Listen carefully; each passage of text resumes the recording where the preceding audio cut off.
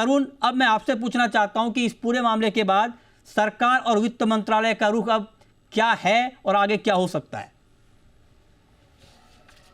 बिल्कुल मृत्युंजय, मैं बताना चाहूँगा कि जैसे ही रिपोर्ट आई उसके बाद से ही वित्त मंत्रालय जो है वो बिल्कुल हरकत में है और जो डिपार्टमेंट ऑफ इकोनॉमिक अफेयर्स है वो लगातार इस पूरे मुद्दे पे नज़र बनाए हुए है और सेबी के साथ भी वो टच में है। लेकिन क्या वित्त मंत्रालय कोई एक फॉर्मल अपनी प्रतिक्रिया देगा, ये थोड़ा सा इस समय मुश्किल लगता है, क्योंकि जिन पे सवाल खड़े हुए हैं सेबी चेयरपर्सन और उनके पति, उन्होंने खुद ने एक रिएक्शन दे दिया है। तो अब उम्मीद कम हो जाती है कि वित्त मंत्रालय की तरफ से कोई फॉर्मल प्रक्रिया आएगी। लेकिन ये ज़रूर है कि पूरे मामले पे जो वित्त मंत्रालय या जो प्राइम मिनिस्टर ऑफिस वो इस पूरे पे नज़र बनाए हुए, इसका एक दूसरा रीज़न भी है, क्योंकि विपक्ष जो है वो बार बार सवाल खड़े कर रहा है, जॉइंट पार्लियामेंट्री कमेटी की बात कर रहा है। तो सरकार इस पूरे मुद्दे को देख रही है कि किस तरीके से इसको सुलझाया जाए, क्योंकि एक रेगुलेटर पे सवाल हुए हैं। हालांकि जो पवन विजय जो बात कर रहे थे कि जब आप अपॉइंटमेंट होता है आपका तो आप पूरा डिस्क्लोज़र देते हैं, और यही बात जो है वो महादेवपुरी बुच ने अपनी स्टेटमेंट में भी कही कि मेरी जो फाइनेंशियल्स हैं वो एक खुली किताब की तरह हैं, अभी तक मैंने सारे डिस्क्लोज़र दिए हैं और आगे भी मैं देती आऊँगी। तो ये एक थोड़ा सा एक सपोर्ट कर देता है सरकार को कि जब हमने अपॉइंटमेंट किया था तो ये सब चीज़ें हमें पता थी, क्योंकि ये काफ़ी सीक्रेट डॉक्यूमेंट होता है, सेबी के एचआर डिपार्टमेंट के पास होता है, तो वो एक चेक किया जा सकता है। लेकिन ये जो आपने जो सवाल किया क्या वित्त मंत्रालय हरकत में, बिल्कुल वित्त मंत्रालय इस पूरे मामले पे अपनी नज़र बनाए हुए है। तरुण, अब मैं आपसे एक सवाल पूछता हूं, जो बात अभी हो रही थी, कह रहे थे कि मतलब कहीं ना कहीं दाल में कुछ काला हो सकता है, इस तरह की बात हो रही है। तो क्या इसमें कहीं से कोई आपको ऐसी जानकारी मिल रही है या कुछ संकेत दिख रहे हैं कि सेबी प्रमुख के रोल में कुछ बदलाव हो जाए, या कुछ ऐसा आपको दिख रहा है, कुछ जानकारी मिल पा रही है जांच होने तक? नहीं, देखिए ये काफ़ी जल्दबाजी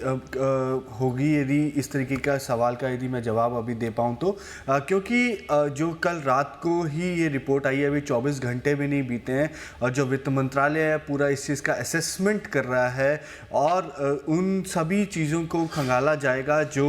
हिंडनबर्ग ने कहा और जो डिस्क्लोजर्स जो है वो सेबी चेयरपर्सन ने दिए। यदि कहीं डिस्क्रिपेंसी यहाँ पे दिखाई देती है तो हो सकता है कि वित्त मंत्रालय कहीं एक्शन ले, लेकिन सिर्फ हिंडनबर्ग की रिपोर्ट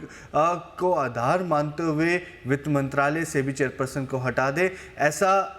अभी तो नहीं लगता है। और इसके साथ साथ मैं बताना चाहूँगा, जो JN गुप्ता सर कह रहे थे कि बिल्कुल डस्टबिन में रख देना चाहिए, वो सेबी में उन्होंने काफ़ी लंबे समय तक काम किया है। सेबी का भी एक प्रोसीजर होता है, यदि कोई रिपोर्ट आती है तो उसकी वो प्रिलिमिनरी इंक्वायरी करते हैं। उस प्रिलिमिनरी इंक्वायरी के बाद वो एक जस्टिफाई करते हैं कि जो हमने प्रिलिमिनरी इंक्वायरी की थी उसमें हमें कोई सब्सटेंस नहीं मिला, और उसके बाद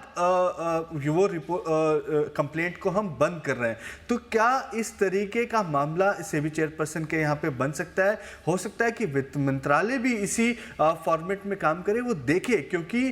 ये एक बड़ा सवाल है कि एक रेगुलेटर के चेयरपर्सन पे ये सवाल है। तो इस वजह से वो कहीं पे भी कोई भी जो सरकार है वो किसी भी तरीके का लूपहोल नहीं छोड़ना चाहती है, लेकिन ये कहना कि उनको हटा दिया जाएगा ये काफ़ी जल्दबाजी होगी। ओके, ठीक है। क्विकली तरुण, ये तो हमने अलग अलग रिएक्शन हम बता रहे हैं, दिखा रहे हैं,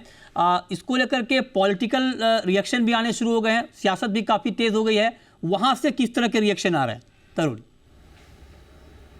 बिल्कुल, शुरुआत करना चाहूँगा मैं कांग्रेस से। कांग्रेस के महासचिव जयराम रमेश ने साफ तौर से कहा कि अब समझ में आ रहा है कि जो पार्लियामेंट है वो 12 तारीख की जगह 9 तारीख को क्यों साइन डाउन कर दी गई, क्योंकि सरकार को पता था कि हिंडनबर्ग रिपोर्ट आने वाली है और मंडे को बवाल हो सकता था। इस वजह से कांग्रेस ने सरकार ने पार्लियामेंट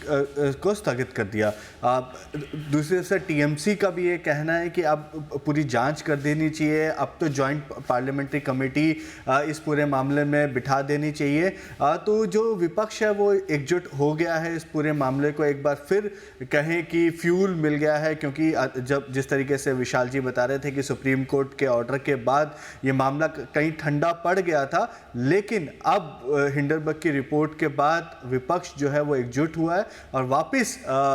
जेपीसी की मांग करने लगा है।